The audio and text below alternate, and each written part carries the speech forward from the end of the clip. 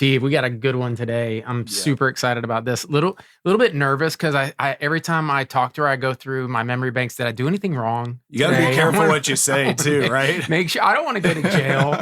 But I'm super excited to have Melissa Nelson on Speakeasy today. She's arguably the most powerful elected person in Northeast Florida.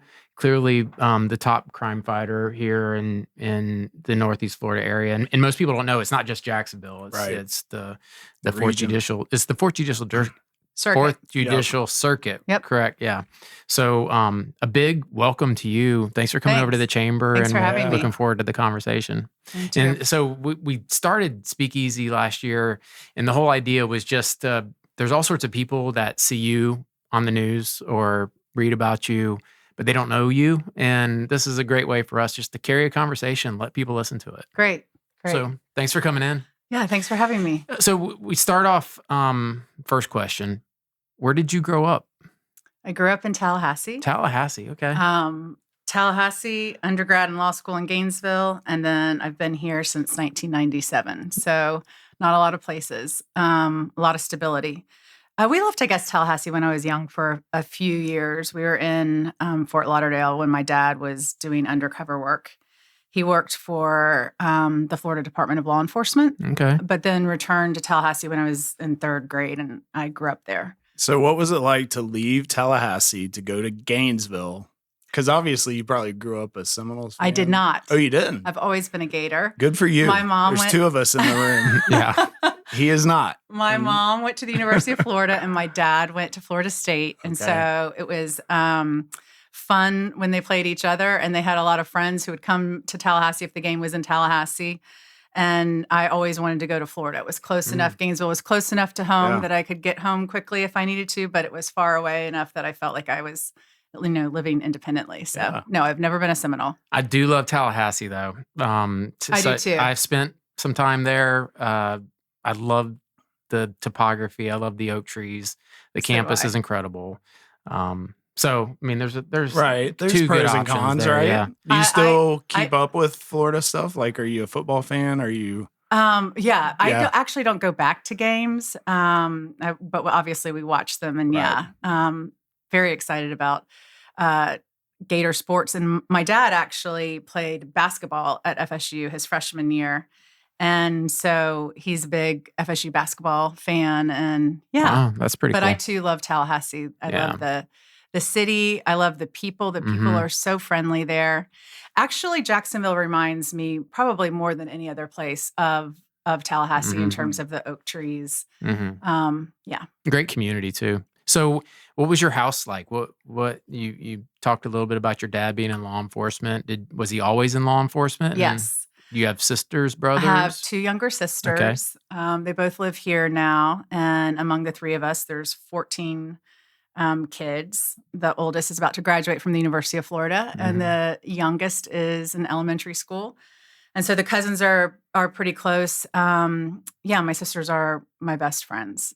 They weren't when we were growing up, but it was a normal house. We all played sports. My parents were engaged in our lives and making sure they were keeping us, I guess, on the straight and narrow. So when did that start to shift where y'all became closer and became friends? Because I have two daughters and I'm still kind of waiting. They're still, Those girls love each other, man. Come on. I would say college. So my middle sister is a couple years younger than I am, and she came to the University of Florida as well. And my youngest sister is 4 years younger than she and 6 years younger than I. And so, as adults, we are, we're raising kids together. So we're doing life at the same time and going through the same things at the same, stages in life too, raising kids. What type of athlete were you? What did you play basketball? So this is back when I went to a small school. What school was it? McClay. Okay. Yeah. And you got to do everything. You played seasonal sports. It's not like today where you drill down on your sport and declare it at 12 years old. Travel teams and all that. Yeah. So I played volleyball, basketball, softball, and I cheered. I mean, they were looking for people to participate. But my husband and I laugh because he calls me, has a nickname for me called Allstate. when we were dating, I told him that I had been all-state in softball, and I believed, in my own mind, David's heard this story, that I was, and we were at a family dinner, and my mom did not embarrass me or correct him, but told me later, like, honey, why do you think you were all-state in softball? And I was not a great athlete, but both of my sisters were. One very good at soccer, and one went on to play volleyball in college. And the Tallahassee Democrat, the local paper, was a big deal for us, but it was a small paper. And they had printed my picture my senior year, and I was like third string all county. So anytime my husband and I argue now, and I'm like, I told you that, he's like, did you all state? Yeah. So, yeah. So a legend in my own mind. Was softball your favorite then? No, I loved volleyball. And, when I played softball, it wasn't fast pitch. It was slow pitch. So this was a very different day, but I participated. I always got the participation trophies. So it's super crazy because TJ and I played football growing up, and in my mind, I was a lot better than really what I was. And we made the mistake of going back and watching game film. VHS. Yeah, it was like VHS. it was not digital, but we went back and you were fast forwarding to I can remember I was going to get the ball here and I was going to run, and then I go, man, I was not very fast at all, because the tape don't lie. Don't let him fool you. He was all conference, but it was definitely the same in my mind. I was all state, but it's probably more like all conference. And you all played at Trinity? We did. Okay. Played at Trinity, and then a D3 school in Wisconsin, which was a lot of fun, great experience, but it was for... Did you go to college together? Mm-hmm. You did? Mm-hmm. Yeah. Okay. Daniel's a year older, so he went first, and then I visited him one spring break for my senior year, and I just fell in love with it. And I don't know how we ended up in Wisconsin, but we were there for 4 years and couldn't wait to get back to Florida. But it was good. It was good to get away, grow up a little bit. Sure. Yeah. So how old were you when the two of you met? All state. 8th grade. I was 8th grade. He was 9th grade. Yep. Okay. Yeah. So that's a great school. We were out there for baseball recently. Their baseball team now is, we were good, but they are insane now. They're really, really good. They indeed are. All of their kids are committed to UF. Yes. All SEC. the big schools. Yeah. They are. So that's pretty cool to see that. That's how you and Kate see a lot of each other, right? So it was so funny. We met at your chamber event here. She followed up with me. Mm-hmm. She discovered that we were both in the same sorority at the University of Florida. She's younger than I am, and reached out. And so we were trying to schedule coffee and going back and forth and rescheduling several times. And then when we got together, we realized that our moms know one another and that we both had sons who are playing. She has a son who's playing baseball at BK. So we had a lot to talk about. Isn't that Jacksonville? I was just going to say, yes, small big city for sure. I was welcoming a business leader that's from out of town, but they have headquarters here, and we were sitting at lunch, and it's like everybody in the restaurant came up and introduced themselves, and I was introducing them and they were like, how many people in Jacksonville are, I said, everybody's connected. It's a big, small town. It is. Everybody knows everybody. It's true. So law enforcement, you've made a career out of it. Your family was in law enforcement. When did you start thinking about that's the direction you wanted to go? So I always loved, I loved Nancy Drew when I was growing up. I loved to read. I loved mystery stories. I liked to hear my dad talk about his work, but I didn't think I was going to go into law enforcement. I went to law school. I knew I wanted to go to law school, and I majored in communications in undergrad. And then I got involved in mock trial. I tried out for the trial team, which you travel and you try mock cases. And so the marriage of those two things, being a trial lawyer and my interest in criminal law, seemed to be a great fit. And I still enjoy true crime stories. I still love it's certainly fun to be in the courtroom, though I'm not in the courtroom in my role right now. But my favorite part about being a prosecutor is the way we work with law enforcement and actually is investigating a crime and figuring out who did it, what happened, why, and then being able to bring justice to people. So yeah, it's always been, it's just been something I've been passionate about. So, and for many years in my career, still now, I lean on my dad for leadership advice. But when I was trying cases and I was an assistant state attorney, I'd often call him for just advice from the perspective of law enforcement and how to try a case. And he was always a good sounding board for those things. Well, you mentioned having a kind of an affinity for true crime. I actually saw you recently on a true crime show. I was watching cable, and it was one of your old, cases. I think it was when you were up and coming, maybe attorney. But I was like, hey, I know her, and it's really cool. My favorite show, and this is no secret to this podcast, is Dateline. When we had a sheriff on, I talked to him about his episode, and you were on as well, correct? Yeah, they have covered it. What was that experience like? So the journalist with Dateline is still, through that experience, we became friends, and she's covering now another high profile case in our office. It was interesting, and she's done a lot of interesting work and covered cases obviously all over the country. So I actually I don't go back and ever watch those interviews. I like watching other people give interviews. But yeah, Dateline does good work. So yeah. I never go back and watch any interviews that I've given Yeah. either. It's like I do watch the podcast though. I mean, You so do? you got to Okay. promise that you're gonna, at least listen. Maybe or I'll watch. listen to it on a walk. You have to Yeah. at least download it and watch the first and like minute. and share. Yeah. No, So we get all the stats for it, and then you can Okay. first 5 minutes, and then you can Okay. move on to whatever you're doing. But it is pretty cool. We've had the sheriff on. I do love you gave some time to the chamber a couple months ago with our new Influence Jacks program, and had you and the It's a great sheriff program. on, kind of just interacting, and you can tell you guys like each other and that you work well together. What's that like? So I've known Sheriff Waters, TK. I mean, when he was a young detective and I was a young assistant state attorney, a prosecutor, that's how I know him. And his wife works in our office and has for almost 20 years now. So I knew them before he made the decision to run for sheriff. And I'll tell you, I think our office has very good, positive relationships with all of our law enforcement partners. But there's something to be said about working with somebody historically and knowing them before you meet professionally Right. on this level. So it's easy to engage with him.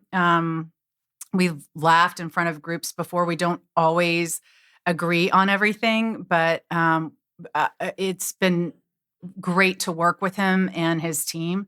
And it's been easy because we have known each other for a long time. And I think there's benefit to that. absolutely. Nobody says you have to agree. I don't agree with TJ all the time. I don't agree with Rebecca all the time Right. at home, but you have to have that ability to work together, even though you don't. And there have been times where the sheriff and the state attorney never agree or are not even cordial. And it's so important for law enforcement to be able to do that. And I actually think that, so the reality is we have 300 plus staff in our office, about give or take 110 to 120 prosecutors. And in order to make effective cases and successful prosecutions, we have to work with law enforcement.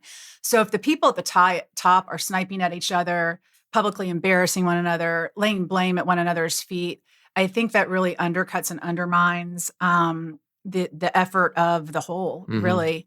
So we've been able to work through, and look, I think I talked about this on your program. We work under two different standards. The police make arrests and clear cases on a probable cause standard. We file cases and we can't institute formal prosecution unless we have a reasonable probability of conviction, and that's proof beyond a reasonable doubt. That's a big gap between those two standards. So, if you're in a jurisdiction and you're watching this unfold across the country in some geographies where law enforcement and the prosecutors don't trust one another, don't work together, that's not good for the community. You can't make winning cases. Criminals get out of jail that way. So it's not good for public safety. It's not good for a community. Yeah. Something I've been able to view you both become passionate about over the last 5 years or so in my time at the chamber is addressing overdose deaths in our area, in our region. And can you talk about the unique partnership that you have with JSO, that your attorneys, the overdose investigation squad? I know, and having talked to parents who've lost young people, they so appreciate what y'all are trying to accomplish and have been able to really accomplish through working together in a very intentional way. Can you just kind of give an overview of that? Sure. So when I was an assistant state attorney from 1997, and then I left in 2009 and went into private practice for around 8 years before I ran and returned. And when I returned, lots had changed in the criminal landscape, but one of the most significant changes had been social media. When I left in 2009, that was just starting, but not at the level in which that it was when I returned in 2017. And part of that, just the smartphones generally, and the way drug dealers and sellers and traffickers were engaging with buyers. And when I left, we didn't have this epidemic that was covering the country and certainly the circuit in 2017. And one of the first meetings I had with a family, I've told you this story before, was with a couple whose daughter was a senior in high school, going to graduate as the valedictorian of her class, had never tried drugs at all before. And we knew that because we were able to get into her phone and look at her communications, and she had a boyfriend and he wanted her to try drugs for the first time, was laced with fentanyl, and she died of an overdose.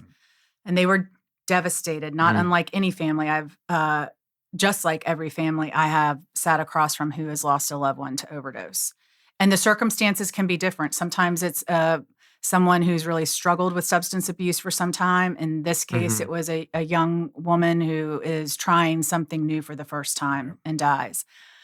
And we have a great prosecutor in our office who had been doing narcotics investigations with JSO and prosecutions for a long time, but this was a new problem that we were dealing with on a scope and scale that we also had not seen before. And so we started mapping out basically where these overdose deaths were occurring, and it became clear that we needed to have a coordinated effort.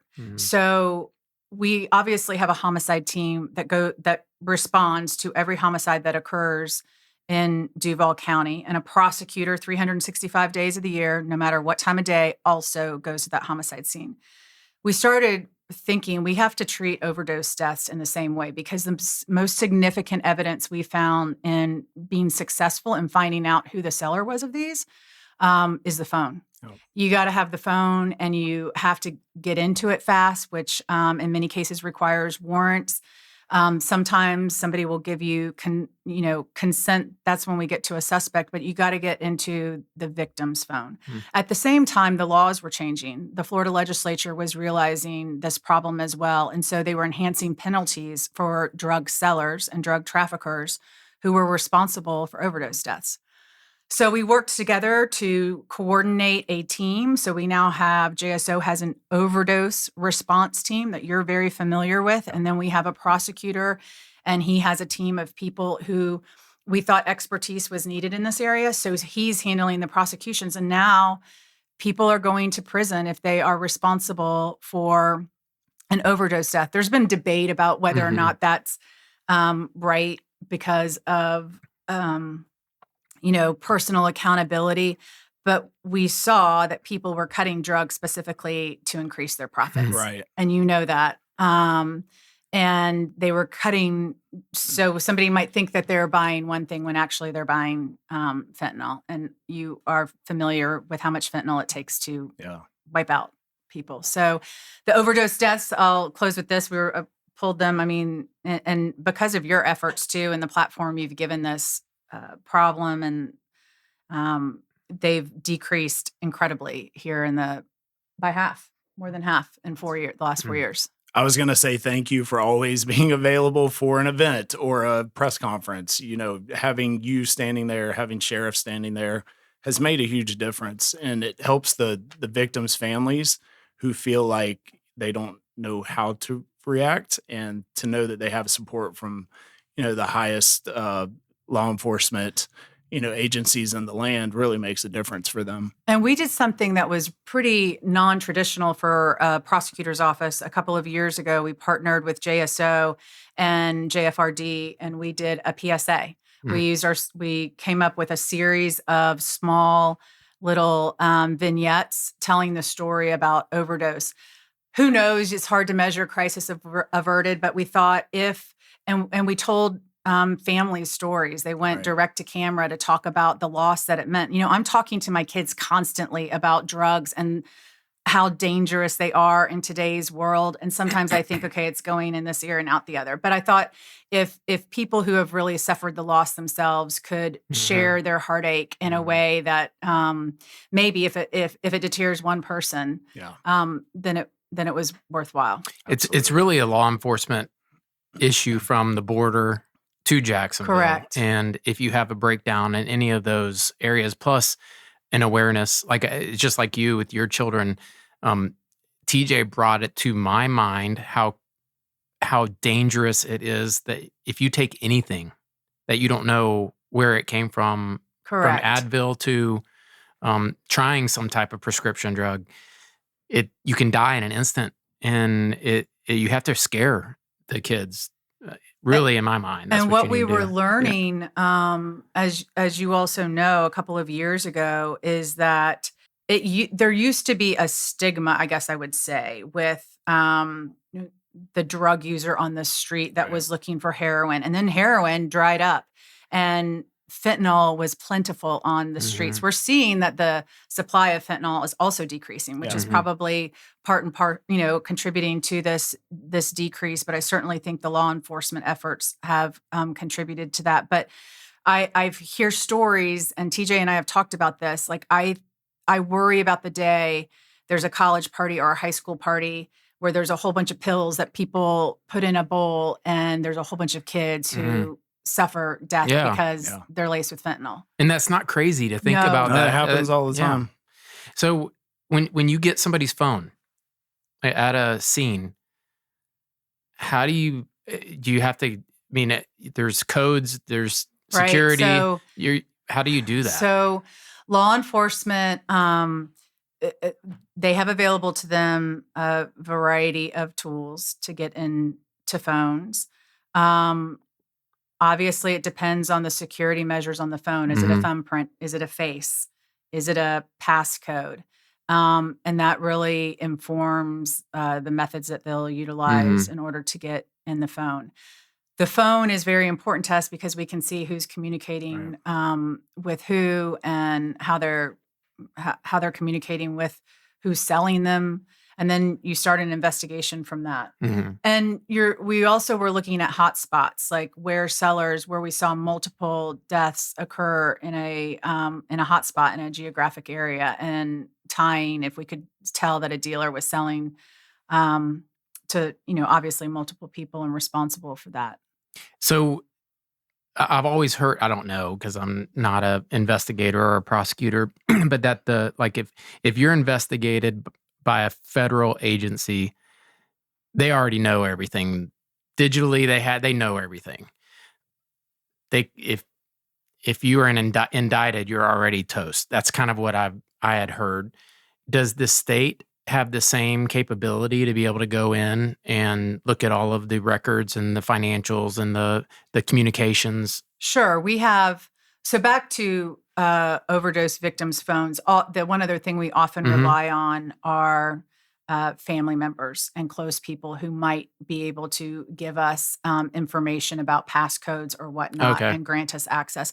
So in terms of investigative techniques and the ability to procure records or forensic digital evidence, yes, at the state level, we have lots of tools available to us. And when we fall short, it's been important to me that we know what the capacities are of our law enforcement agencies. So when Deputy Moyers from the Nassau County Sheriff's Office was executed in the line of duty several years ago, we brought in all of the resources to bear, FBI and Secret Service. The Secret Service had tools that we didn't have as locals, but because we are constantly talking and communicating with one another, we were able to access those in order to, you might remember there was like a 3-day manhunt. I do remember and we that. were able to track him in real time because of Facebook messaging. So don't post on Facebook. Or do if you're doing bad things, and we can catch you quicker. Right? Yeah. So that has been the most significant change in the last several years in terms of prosecuting cases. When I was coming up, DNA technology was changing rapidly, and that was really the end-all be-all in evidence. And now it's the digital footprint that we all have and we all leave from the cars that we drive to the cell phone towers our devices are communicating with. It is through forensic digital data. And if you think you're deleting a text and you're good, it's all still there. It depends. Some things are harder to get than others, but it exists.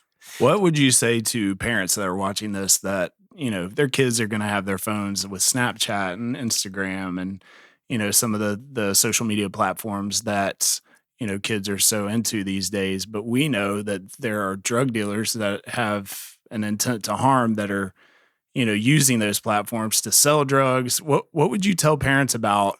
Because sometimes parents are like, I don't want to, be invasive in my kids, personal and what life. to look for. Yeah. So, not just drug dealers. I mean, child molesters and pedophiles are using.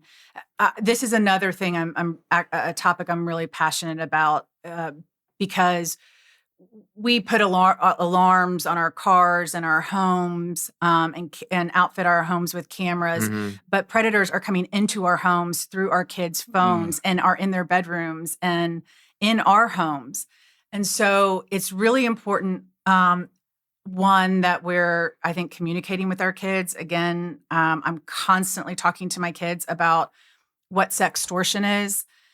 There are now over 50 teen suicides across the United States that we can track, and that means we know from phone evidence, so maybe plenty more that we... What is sextortion? So it's, and it can start like with kids that... I have kids who like to play baseball games on a TV. So if they're playing with people they don't know, all of a sudden somebody they can be playing with asks them to go to a different platform. That's a very dangerous sign. They're communicating with somebody they believe to be, I have a 18-year-old and a 16-year-old. So they think they're talking to an 18-year-old girl, and they're not. They're talking to a 45-year-old man. Who asks them to do something or send a photo of themselves and then extorts them for money and promise to embarrass them with their coaches, and they're targeting athletes. So this is a conversation I've been having a lot with my kids, and we've put together a sextortion task force that we're hoping to launch after the middle of the year this year. We found an expert in kind of the private sector who does this. We've partnered with all of our law enforcement agencies to bring awareness to it, to educate both parents, which is a different audience to your question, and kids. If this happens, know that there are places you can call. But what we've learned, a lot of this is coming from overseas. So specifically the Ivory Coast, and $30 to people there can change, their life. And so this is different than a scam called pig butchering, where they're preying on older people with more resources. This is quick and easy and not a lot of money, but then they get a kid caught up in something that a kid feels like they can't get out of. So we've partnered with our federal partners with that too, because as I said, we're seeing a lot of these multinational groups with sharing sextortion scripts. And so it's something that I just want to bring awareness to. That's crazy. I didn't know any of that. Yeah. It is. And so maybe when we do launch it, maybe you all could be a good partner in our education campaign too. I know. So when I was a parent, I didn't do it right. My girls are in their 20s now, but there was a time when they had social media and they were under my roof. And so there were some times where I would look through their phone. I didn't do it all the time, But one thing I did do every night was charge their phones in my room.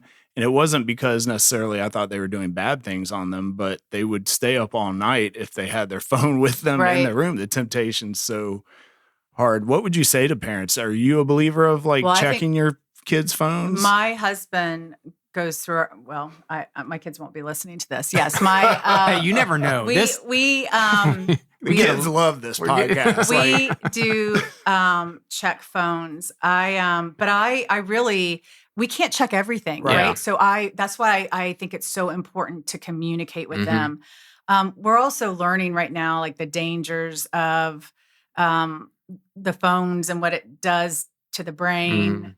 And so I think it's a great idea to move phones at night out of their bedrooms. I think kids appreciate it, honestly, because the pressure's off to not have to be, blame it on your parents. I think the most important thing that I'm getting that I hope the audience will listen to is that you can check phones every day and they can still get things by you as a parent. It's so much more important to build a relationship and say, listen, you can talk to me literally about anything. And we tried to do that with our kids, and it was so uncomfortable sometimes because they would literally talk to us about anything. Stuff you hear. But that it's if you think about this sextortion, what people are doing and then putting pressure on them to where they do something horrible because they don't want their parents to find out. Right.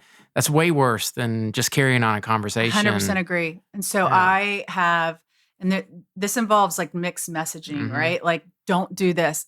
But if there's nothing you can ever do that your dad and I will not take care of you. Yeah. Like, you have to talk to us. And I guess this is like kind of everything in life. When they do talk to you, then you... I'm telling you, so there were times when Rebecca and I look at each other and go, what in the world? And, you don't put the face on, but when we walk out of the room and go, oh my, it's like such a freak out moment. I had a poker face when they were talking to me. No, it is important to have that line of communication open with your kids. Because who else would they turn to if they don't come to you? Yeah. And it's true. There's just too much access to them through this phone. I mean, you're not with your kid 24 hours a day, certainly not with teenagers. And so I just really do think communicating with them. And that's going to be the goal of this initiative. There's really 3 prongs of it, but the most important part is educating kids and parents, one, about what the topic is, but kids that, hey, this is what you need to do if you're ever in this situation. Let's start talking about Jacksonville today. Okay. And how important it is to have a safe place that we can sell here at the Chamber for people to move companies here. And there was a time where we would have companies looking at Jacksonville, and you would have lots of violent crime take place, and it would cause them to kind of take a second look. Do I want to bring my company here? But now it seems like, because of the partnership you and TK have and the tough on crime policies that you have brought to the courtroom, we're seeing a drop, and that's not part of the headline. Is that what you're seeing, or is that my... Well, the data is bearing it out. And when I think about it over kind of the arc of the last 9 years, I don't think it's random. I don't think it's happenstance. I think it is... not to say that there will not be blips, but I really do think it's the result of strategic and deliberate thinking about what can we do to come at this problem in a different way. And one of the things that I laugh about the state attorney's office, right? Where we wear suits. And so if we show up on a street corner in a hotspot neighborhood, somebody's not going to be disincentivized from shooting like they would if there's a marked patrol unit, right? I mean, police presence matters, and proactive policing matters. And Sheriff Waters has certainly brought that here to Jacksonville. But you got to have a team that carries the ball down the field, because it's one thing if you arrest somebody. I'm super proud of the prosecutions and the convictions that we've had over the course of the last several years with significant gangs that we have dismantled. And I think you are seeing in part this reduction in violence because of that. We stood up a unit called Targeted Prosecution. And the focus of the unit was, okay, if the police know who the trigger pullers are, because we don't suffer a lot of random crime in Jacksonville. That's just, we don't. We have a small amount of people wreaking the most amount of havoc. And if they know who they are, then we should too. And then we should bring our resources to bear. And if we can't get somebody who we believe to be good for 5 murders, well, we're going to put them away for beating up their pregnant girlfriend. And we have done that. And so that unit works really hand in glove with law enforcement, and they've had a lot of success. We have a gun violence offender court right now that focuses just on shootings. They tried a ton of cases last year. And so I hope that in part this reduction that we're seeing, which does make hopefully your job easier. It does, is in part because of the things that we've put together. Yeah, of course it is. I mean, you can see it in communities that don't prosecute and don't police it. All the taxpayers and job creators are moving away from those communities to places like Jacksonville. It has been such an interesting social experiment. So in 2017, when I came into office, I came into office with a bunch of elected district attorneys across the country who were elected pursuant to an agenda. It was pitched, I think, to geographies as criminal justice reform, and it went haywire. You saw people, DAs standing up and refusing. I mean, what happened in California is just insane. Refusing to prosecute violent juveniles as adults, refusing to enhance gang crimes with gang enhancements, cash bail, letting people who had just murdered come out of jail. And you've seen how the social experiment has failed. It has failed miserably. And so law enforcement on the ground didn't feel protected. Why am I going to go put myself in danger and make this case if there isn't going to be somebody at the state attorney's office or the district attorney's office who's going to take this seriously? You saw a breakdown in those communities, and then it drains the city. So I definitely, it's been very interesting to watch the failure of those of that social experiment. It's created mass migration in the United States. Yeah. I love the proactive approach I'll take to let those people, because you mentioned it's a few people that are causing the most problems, but letting them know, hey, we know what you're doing and we've got our eyes on you. And, that's definitely made a difference in relation to the amount of crime that, we've seen in recent years. Certainly hope so. And I also love the collaboration. So not only with you and TK, between agencies, but also just working with nonprofits who are the boots on the ground type, and even the business community, and bringing faith leaders together. I think it takes that collaboration to see the the impact that's being made. When it comes to crime and overdose and all of that. So one of the things that has been important to me is working with stakeholders beyond just our law enforcement partners.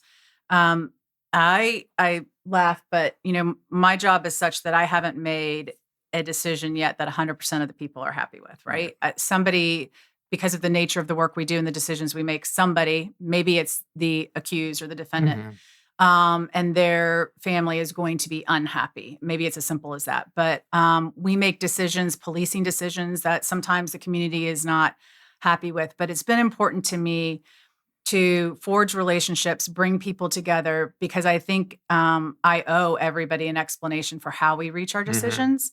Even if you disagree with it, if I can show our work and explain how we got there, that's important. And so the nonprofits and the faith-based community has been really important, sometimes in amplifying that message or explanation, if you will, when we have an issue that is a significant community concern and that maybe some of the community disagrees with how we're handling something.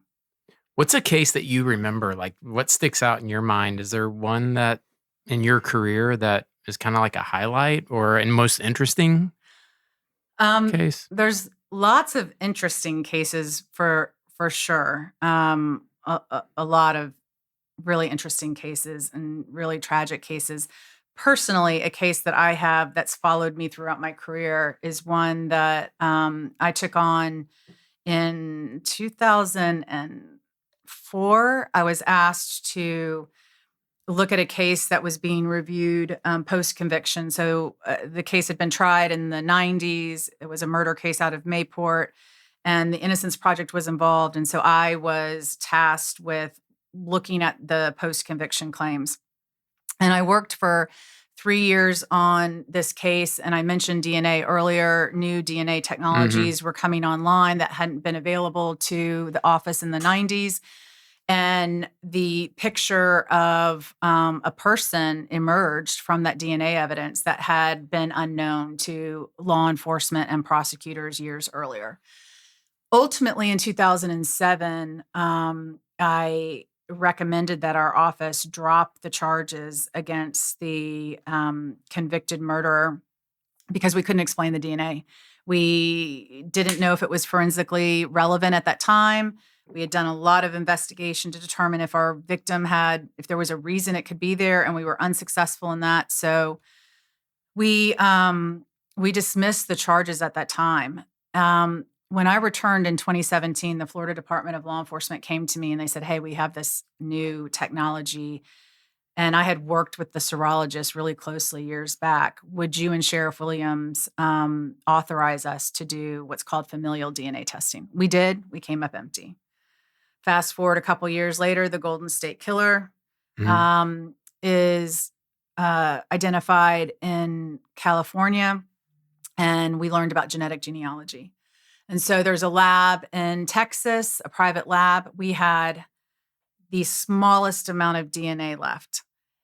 We knew we would consume it, and we would never, if we were unsuccessful, be able to test anything in the case again. And FDLE recommended that we go ahead and send this very little amount of DNA. And they did genetic genealogy. It took a couple of years. And we identified our guy who was all over our victim's body. And he was stationed at Mayport at the time, right close to where she was. And lo and behold, was the witness to her wedding to her husband. Had just flown under the radar. We cannot find that he was ever interviewed. So he was indicted by a grand jury last year. He's currently being prosecuted. And so that has been the longest case that I've dealt with. Wow, yeah. And it has taken certainly twists and turns and been very interesting to me. So, wow, sounds like another Dateline. I was going to say, show, that's a true crime, like a Forensic Files or something. Yeah. So, you've implemented so many new programs in Jacksonville.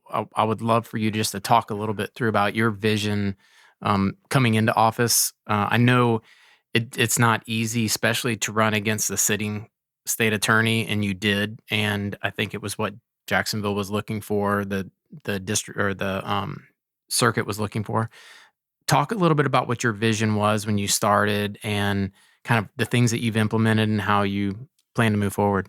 I really wanted the office to be transparent in our decision making. I wanted to bring uniformity to our decision making. I wanted to be accountable, and I wanted, to the extent that I could, look, I'm an elected official. I think I was very naive. I said this when we were together before, thinking that, politics would not intersect with the role of the state attorney's office. But we really should handle our business apolitically. Like, we don't ask a victim's family, are you a registered Democrat? Right. Are you an NPA? Or are you a Republican? Like, that matters not to our decision making. The law is the framework that we work under, and the facts to get to the truth. So I don't believe in performative politics. I wanted the community to see less of me, to hear from me when it was important. But I wanted when people thought of the state attorney's office, if they know what we do, to have respect for it. Because every Monday across the courthouse, we're picking jurors, and we're asking jurors to, see a case our way and to convict the person we've accused of a crime. And there has to be a level of trust there that I think is on a macro level, not just unique to that case, but the office itself has to have a reputation in the community that we're honest brokers. So that was my biggest vision, to bring to hopefully, have that reputation in the office that we are wearing the white hats. Yeah. You really have done that. And you haven't politicized. And there's nothing more, I guess, fear creates more fear than somebody who has that power and is willing to politicize it for the next office they're trying to run for. And you've really done a great job just being. Well, I don't want to run for other political office, but I think that's given me a level of freedom. I think it does, yeah. Because there's not a decision I'm making for political expediency or for convenience, or because I have an ambition and I'm worried about how that decision is going to negatively impact that ambition. Yeah. I didn't plan to get in politics when I ended up running for this office. I love the office. I love the work of the office. It's important, and I love this community. So it has enabled me. Now, I've been criticized. Some people have said you should be at the podium more often. I think that when I do convene a press conference, hopefully people know it's for something that I think is really important. I remember in the legislature, you would have certain people that would get up and debate on every item. And as soon as they would get up to speak, everybody would go off and talk to their seatmate or whatever, because they speak all the time. And when you have, every once in a while, you would have very respected people stand up to debate, and everybody would stop and look because they're like, okay, something's happening. And I think that's a really good thought that you bring to is like, if I'm stepping up at the podium, you guys better pay attention, because it's a big deal for me to be here. Yeah, I just don't want to, I just really did want to take the politics out of the. And look, the prosecutors who work in our office, I don't know what their political affiliation is either. I don't know. And it's funny, I was giving disappointing news about a year ago to a victim, and she was very angry, and there was a political undertone to the case. And I said, she was suggesting that we had made the decision for political reasons. And I said, ma'am, I have to be honest with you. If I had to guess, I think this prosecutor is a Democrat. And she said, no, I looked him up and he's actually a Republican. And I thought it was funny, one, that we are conditioned now. And I think we've seen it, how the law can be weaponized against people. Yeah. And so that her thought was to look up his party affiliation, but it came to me as a surprise. Like I didn't know. And I've never asked anybody who I That's good. That's pretty cool. I think beyond the respect that you wanted the office to have, there's a real appreciation for what y'all are doing and how you're doing it, at least from the people that I know that you're interacting with. Of course, I'm talking about the parents who've lost kids to overdose. Like, they really appreciate the approach you take. So thank you for what you're doing and your attorneys for what they're doing. Any new policies or things that you're trying to implement? We talked a little bit about it. Yeah, the sextortion is the big one this year.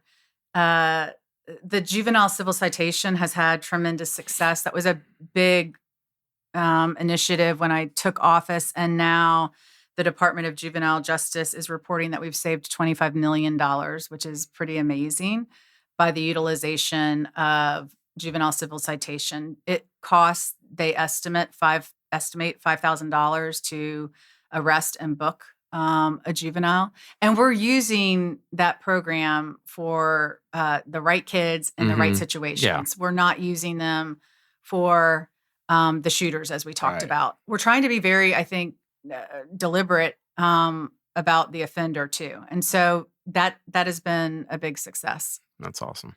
So we're coming close. It's gone by so fast. I know it has gone by fast. We ask all of our guests to bring something maybe from their office or something from home that they wanted to show us or talk about. Do you have something? So when Kate emailed me yesterday and asked me about that, I went into kind of a panic. I was like, oh my gosh, what am I going to bring?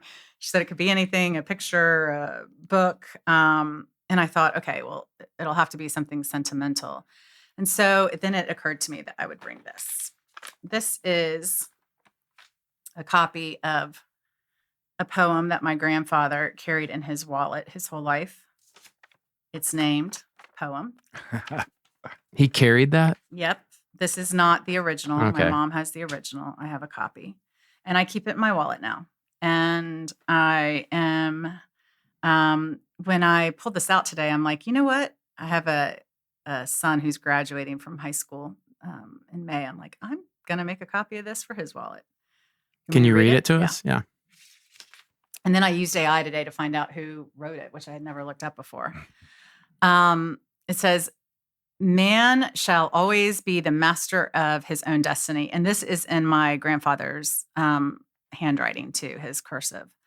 A little more kindness, a little less creed, a little more giving, a little less greed, a little more smile, a little less frown, a little less kicking a man when he's down, a little more we, a little less I, a little more laugh, a little less cry, a little more flowers on the pathway of life, and fewer ones on graves at the end of the strife. Well, there's probably nothing better. We could finish the show off with that. And I just want to say how much we appreciate you in Jacksonville. Rebecca and I do. Our family does. The chamber does. Keeping us safe and putting bad guys in jail is really important. And I know it's not easy. Thanks. So thank you very much for coming on with us. Yep. Thanks for being here. Can I come back and interview you guys? Oh, yeah. Let's do it. Okay. Just as long as you're not interviewing me in an interview room because I've done something wrong, I'll feel a lot better having you come in and let's just make it fun. Under these lights. Yeah. Not... Okay. Thanks for coming on Speakeasy. Thanks.